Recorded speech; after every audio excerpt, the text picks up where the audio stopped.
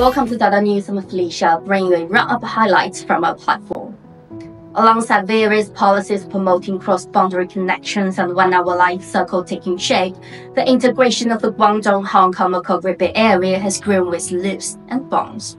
Liu Jieyi, spokesperson for the second session of the 14th National Committee of the CPPCC, made the remarks at the press conference on Sunday, 1 day ahead of its annual session.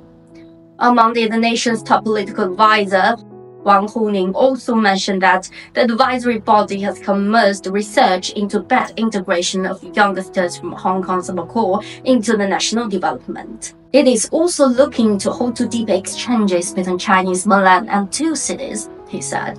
Wang, chairman of the CPPCC National Committee, made the remarks when he delivered a report to the opening of the second session of the 14th CPPCC National Committee at the Great Hall of the People in Beijing. He underscored the significance of delivering united front organizations to strengthen relations among political parties, ethnic groups, religions, and social groups, as well as fostering harmonious relations among compatriots both within and outside the country. Xia Baolong, the nation's top official overseeing Hong Kong and Macau affairs, told Hong Kong deputies to the nation's top legislature on Monday to be courageous in combating foreign interference and other challenges that threaten to undermine the city. A day before the opening of the second session of the 14th National People's Congress, Xia, director of the Hong Kong and Macau Work Office of the Communist Party of China's Central Committee, met with the delegation of Hong Kong NPC deputies in Beijing, following a similar exchange with the nation's top political advisors from the two special administrative regions. During the meeting, Xia expressed his hope for the city to complete the legislation of Article 23 of the Basic Law. He also emphasized that the central government values Hong Kong's role as international financial center, shipping center, trade center, and innovation hub. The 14th National People's Congress, China's national legislature, opened its second session Tuesday morning in Beijing. Hong Kong's Chief Executive John Lee attended the opening meeting. Lee said the city will feasibly implement the one country, two systems principle while provocatively aligning itself with country's development, as the nation enters a key year of its 14th five-year plan. Speaking in Beijing after Premier Li Qiang delivered his work report to NPC, Li felt encouraged by the Premier's support for Hong Kong to continue upholding the principles of one country, two systems. On Tuesday, Security Secretary Chris Tang announced that the government had received 13,489 contributions for the consultation on national security legislation outlined in Basic Law Article 23. He said the majority of people support enacting such legislation, as seen by the 98.6% of comments that were supportive of the proposal. Tang said around half of 98 opposing comments came from people who didn't include their names. Tang also rejected criticism from the proposals from the British Foreign Secretary, who last week called on the SAR government to reconsider plans for the legislation. 另外喺呢個諮詢結果結束嘅前後，我哋留意到咧係有啲外部勢力係故意係抹黑我哋23條立法。呢個包括係英國嘅外相係卡梅倫，佢就話啦雖然我哋國家都有即係都有呢個危害國家安全法例，同呢香港唔同啊，我哋又得，你又唔得啊，因為點解啊？我個制度優越過你。我想喺度同大家講。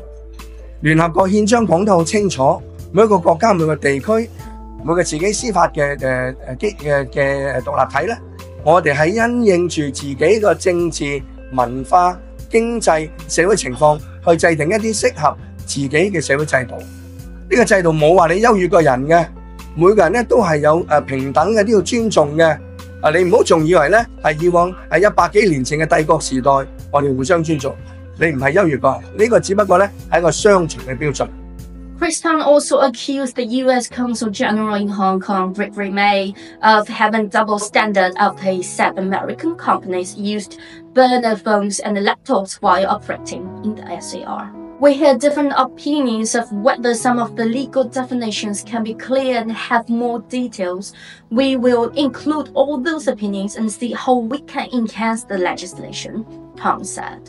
The LegCo held a joint meeting on March 6 to discuss Basic Law Article 23 legislation. Legislative Council member expressed that in the paper submitted by the government to the Legislative Council, there were views in the community that social media platforms such as Facebook and Instagram should be banned from the use in Hong Kong, and that some foreign media had even directly reported on them as the government's views, spreading fake news. 香港係一個資訊自由、言論自由嘅社會，亦都係基本法包括港法裏邊都係講得好清楚，係需要維護。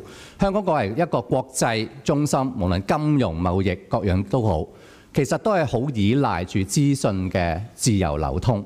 咁呢個獨特嘅優勢咧，必然係我哋喺維護國家安全大前提之下咧，仍然係必須要去鞏固同埋去更加去維護咁，所以絕對唔存在住話會去禁制任何媒體。我相信呢啲消息咧，正如局長都多番強調，我都覺得極有理由懷疑係一啲即係唯恐天下不亂嘅人咧，去散播呢啲咁嘅危言聳聽嘅言論咧，去阻礙我哋嘅立法。我亦都希望大家即係理性嘅朋友咧。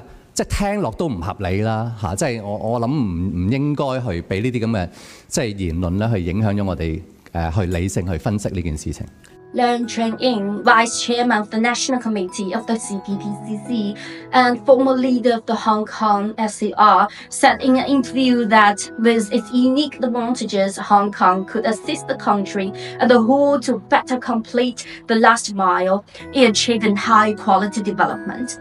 He also encouraged CPPCC National Committee members from Hong Kong to pay visits to provinces and regions on the Chinese mainland to gain a better understanding of the nation's latest development and to provide valuable suggestions for the development of the country.